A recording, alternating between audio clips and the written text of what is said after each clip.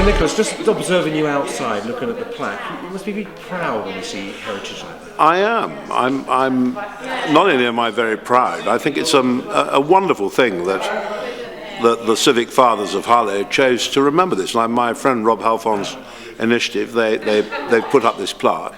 And I think it's wonderful to remind people, a very long time ago, 1924 Churchill spoke here. And spoke about many of the things that I'm going to speak about tonight. So I didn't know that, actually, until I read Rob's blog today.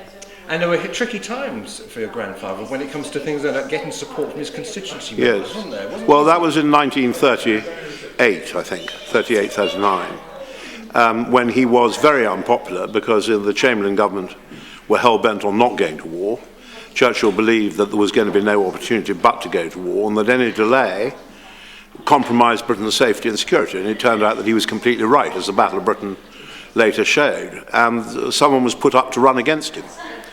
And my grandfather was absolutely furious when he discovered this, and he came down here to the constituency, I don't know which part of the constituency, and made a very ferocious speech, which actually put off the man who'd been put up to challenge him, luckily. What do you think your grandfather would have thought of politics today, in fact, maybe an issue over in Syria? Well, it's very difficult to say what the dead would have thought. But my grandfather's first concern for all his life was the safety and security of the British people. And I think the Prime Minister, regardless of one's views on war, I mean, all war is dreadful, and dishing out this sort of stuff is not something you do easily.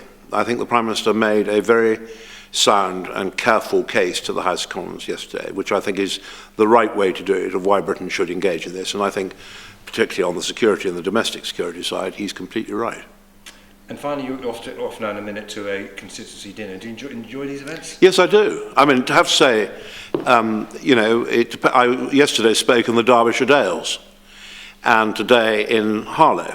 And it's very interesting to see the different associations and the different members of Parliament, and it's good to be able to support one's colleagues, and particularly someone like Rob, who's has been hugely influential on the modern thinking of the Tory party.